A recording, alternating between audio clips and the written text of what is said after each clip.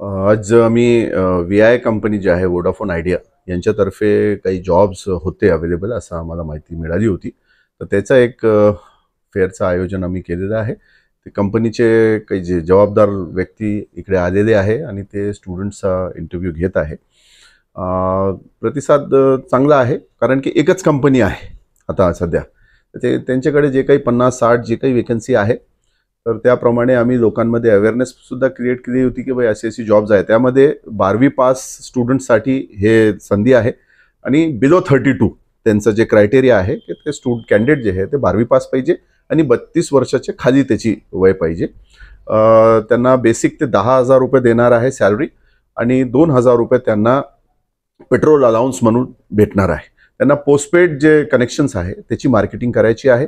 जर स्टुडंट्सनी किंवा कॅन्डिडेट्सनी चांगलं आउटपुट किंवा रिझल्ट दाखवलं तर त्यांना संधी आहे की कंपनीमध्ये ते परमनंट पण होऊ शकतात आणि त्यांची सॅलरी पण डबल किंवा त्याच्यापेक्षा जास्त पण ते करू शकतात. सर आतापर्यंत किती युवकांनी आपली नाव नोंदणी केली आहे? आतापर्यंत फोनवर जे आम्ही नंबर दिलं होतं त्यावर माझी माहितीप्रमाणे कमीत कमी 35 ते 40 लोकांचे फोन पण आले होते आणि सकाळपासून मला वाटतं एक 20 एक स्टुडंटने ते इंटरव्ह्यू देऊन गेलेले आहे आणि फोन आलेले आहे. मला वाटतं एक 100 ते 80 आसपास होऊन जाईल. सर प्रायव्हेट सेक्टरकडे जे युवक आहेत, जे विद्यार्थी आहेत, त्यांचा ओढा कमी होताना दिसतोय. सरकारी नोकऱ्या नाही आहेत आणि दुसरीकडे सरकारीच नोकरी पाहिजे असा अट्टहास होतोय. याकडे कसं बघायचं? मला असं वाटतं की जे कॅन्डिडेट्स आहे, इंटरेस्टेड कॅन्डिडेट्स आहे, त्यांना जे संधी सध्या उपलब्ध आहे त्याच्यावर कॉन्सन्ट्रेट करून ते ग्रॅब केली पाहिजे. कारण की जे परिवार असते कोणाचं त्यांच्यावर एक प्रेशर असते की भाई मुलाचं लवकरात लवकर ते सेटल होऊन जावं. आई वडील त्यांची वय जास्त होत जाते.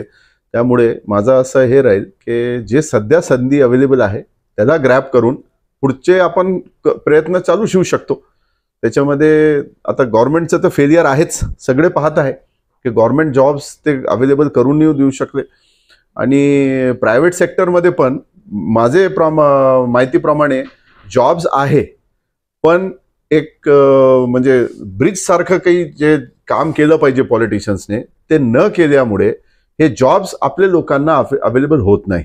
आमचा प्रयत्न राहतोय की ते जॉब ज्याची आम्हाला माहिती भेटते की बाबा इकडे जॉब्स आहे ते आणून आपल्या लोकांना कसा उपलब्ध करता येते त्याचा आम्ही प्रयत्न करत राहतो. सर महाराष्ट्रात मुंबई पुण्यानंतर छत्रपती संभाजीनगरचा नंबर लागतो. MIDC मोठी आहे पण आपल्याकडे टेक्निकली कमी असल्यामुळे विद्यार्थ्यांना ते शिक्षण मिळत नसल्यामुळे बाहेरचे विद्यार्थी आपल्या हक्काच्या नोकऱ्या हिरावून घेतात असं वाटतंय का? मला असं वाटतं की आपल्याकडे औरंगाबादचे पेरिफेरीमध्ये खूप सारे इंडस्ट्रीज आहे आणि ते आमच्या औरंगाबादची जमिनीवरच चालू आहे पण आपल्या लोकांना ते उपलब्ध होत नाही.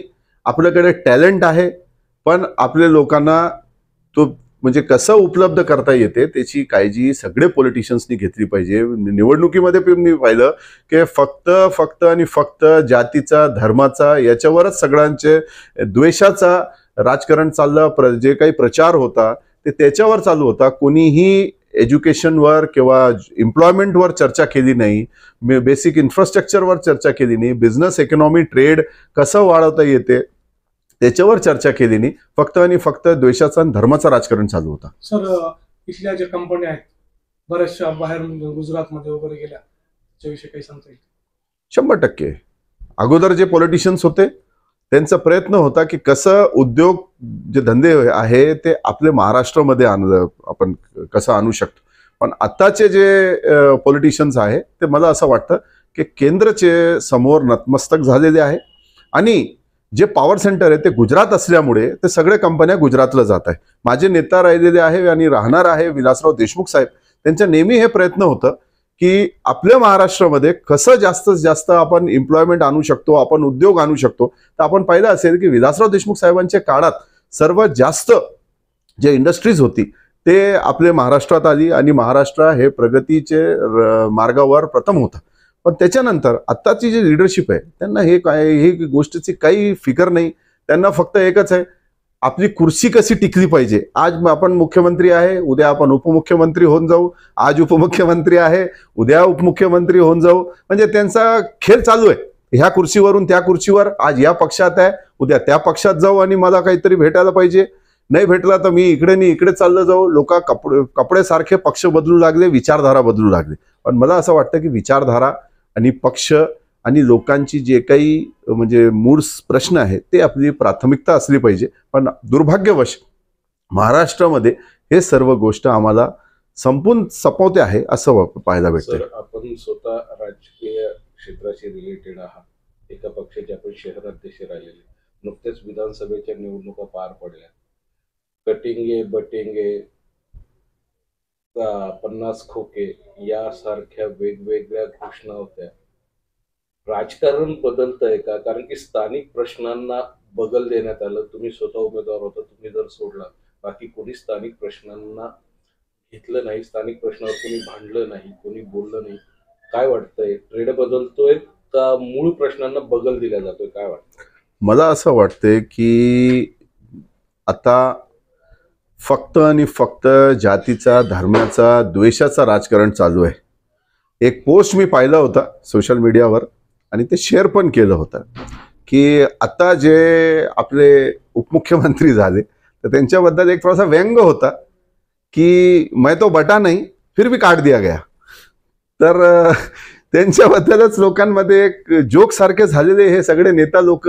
मला असं वाटतं की महाराष्ट्राला हे सगळे जे नेता मंडळी आहे किंवा पक्ष आहे यांनी फेल केलं, इन्क्लुडिंग माझी जी जुनी पार्टी होती काँग्रेस, त्यांनी पण.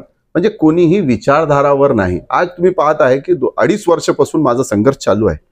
माझी जे विचारधारा होती, जे धरून मी राजकारणात आलो होतो, गांधीवादी विचारधारा, काँग्रेसी विचारधारा, मी त्याच्यावरच ठाम आहे. मला असं वाटतं की जोपर्यंत हे सगळे पक्ष आपली मूळ विचारधारावर येत नाही तोपर्यंत यांना काय भविष्य नाही. आज जर महाविकास आघाडी तुम्ही पाहिलं तर मला असं वाटतं की घोडेचा आणि गधेचा मिलन झालेलं आहे आणि त्याचं जे प्रोडक्ट आहे ते तट्टूच भेटणार आहे, तुम्हाला खच्चरच भेटणार आहे. तर विचारधारा नसल्यामुळे भाजपची पण जर फेअर इलेक्शन झाले असते तर भाजपची पण अवस्था आज जे तुम्हाला दिसते ते कदाचित मला नाही वाटतं की ते राहिली असती. त्यांनी काय जे काही खेळ केला, मशिनीचं पुष्कळ प्रमाणात जे आरोप होत आहे त्यामध्ये पण आम्हाला सत्य पण दिसत आहे. मी स्वतः ते अनुभवलेलं आहे. आणि मला असं वाटतं की विचारधारा जी आपण महाराष्ट्रामध्ये सोडली त्यामध्ये महाराष्ट्राची जी एक छवी होती ते जागतिक पातळीवर आपण हे सगळे लोकांनी, पक्षांनी, नेत्यांनी ते छवीला हानी पोहोचवली असं माझं प्रामाणिक मत आहे. सर, छत्रपती संभाजीनगर आशिया खंडात टॉपला होतो, आज आपण खालून टॉपला आलोय, कसं बघायचं याकडे? 100% डॉक्टर रफिक झगरिया साहेबांच्या काळात औरंगाबाद शहर हे फास्टेस्ट डेव्हलपिंग शहर इन एशिया होतं. पण जेव्हापासून बाल ठाकरेंनी हे जे एक शोषा म्हणून आपण म्हणू शकतो जे सोडला औरंगाबादमध्ये येऊन की हे शहराचं मी नाव बदलणार आहे, तेव्हापासून मला असं वाटतं की औरंगाबाद शहर हे मागे मागे मागे मागे गेला आणि आज आपली अवस्था हे झालेली आहे. माझे तर्फे मी जे प्रस्ताव दिलेला आहे की ह्या शहरामध्ये जे एक ऐतिहासिक शहर आहे, टुरिझम कॅपिटल आहे महाराष्ट्राचा, हे एकमेव शहर आहे महाराष्ट्रामध्ये जे वर्ल्ड हेरिटेज सिटी म्हणून युनेस्कोमध्ये जाऊ शकतो. पण ते दुर्भाग्यवश नाव बदलल्यामुळे ते जाणं मला नाही वाटतं ते शक्य होईल. तर ह्याच्यासाठी आम्ही एक पर्याय जे दिलेला आहे की या शहरामध्ये आपण 2 महानगरपालिका करू शकतो. जे झालर क्षेत्रामध्ये विकसित झालेले गाव आहे सिडकोमध्ये त्याला आपण सगळे इन्क्लूड करावे. एक मोठा नक्षा आपला तयार होतो आणि त्या गावामध्ये पण मूलभूत सुविधांची फार कमी आहे. तसं तुम्ही पाहिलं गंधेली आहे, बाळापूर आहे, अशरफपूर आहे, सोंगी आहे, झालटा आहे, तुमचा इस्लामपूरवाडी आहे, त्याच्यानंतर इकडे ओहर आहे, आपलं वालूज महानगरचे गोलवाडी, तिसगाव, रंजनगाव, हे सगळे पडेगाव, पंढरपूर, वालूज, हे सगळे गावाला जर आपण याच्यामध्ये इन्क्लूड केला तर आपण 2 महानगरपालिका निर्माण करू शकतो. 2 महानगरपालिका निर्माण केली तर तुम्हाला जे जुनी महानगरपालिका आहे त्याला आपण औरंगाबाद महानगरपालिका ठेवू. जे नवीन शहरामध्ये जे विकसित झालेले गाव आहे त्याला आपण छत्रपती संभाजीनगर महानगरपालिकाचं नाव ठेवू. म्हणजे तुम्हाला मूळ जो प्रश्न आहे ज्याच्यामुळे शहर पाठीमागे जातोय त्याला अगोदर ऍड्रेस करावा लागेल. आपल्या शहरामध्ये हे प्रश्न आहे. कोणी सत्ताच्या बळावर जर नाव बदलून घेतलं तर ते पण मला वाटतं ते हानिकारक राहील, ते धोक्याने राहील. आणि कोणी जर आपले काही दुसरी काही याच्यामुळे ताकदीमुळे जर ते नाव घेतलं, आज हे प्रश्न निर्माण झालेला आहे नामांतरचा. तुम्हाला याला ऍड्रेस करावा लागेल. शहरामध्ये शांतता आणावं लागेल. लोकांमध्ये जे द्वेषची भावना निर्माण करून शिवसेना, MIM सारखे, भाजप सारखे पक्ष आता इकडे आले आणि त्यांनी विकासाला एकदम स्टॉप करून टाकला. फक्त जातीवादचं राजकारण वाढलेलं आहे. तर तुम्हाला एक शहरामध्ये सलोख्याचा, भाईचाऱ्याचा तुम्हाला हे निर्माण करावं लागेल वातावरण.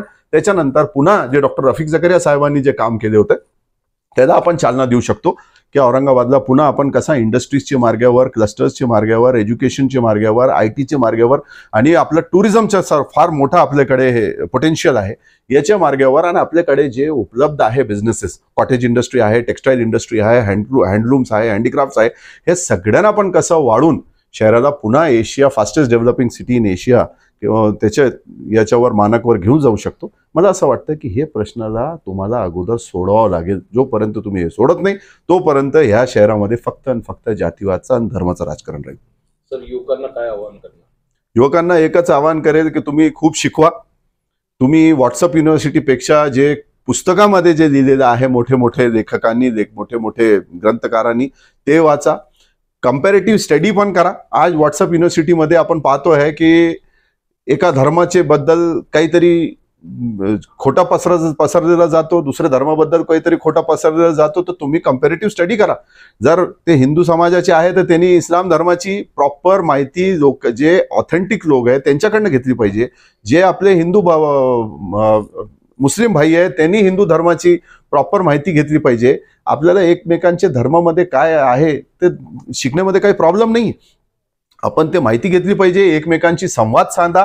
हे द्वेषाचं जे राजकारण चालू आहे हे फक्त आणि फक्त पॉलिटिक्स आहे. हे पॉलिटिशियन सगळे एकमेकांसोबत जेवण करता रात्री बसून आणि सकाळी दिवसभर तुमच्यामध्ये फिरून ते भांडण लावण्याचं काम करता. तुमचा परिवार आहे, तुमचा फ्युचर आहे, त्याची काळजी घ्या.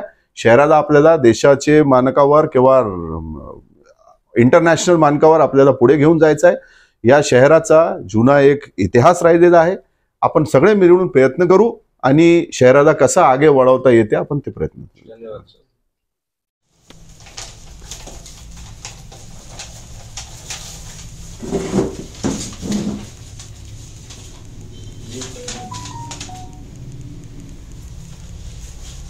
पोस्टपेड के अंदर आजकल जो बेस चालू है, हर कोई नेट यूज कर रहा है, तो काय के लिए यूज कर रहा है, किस चीज के लिए? अनलिमिटेड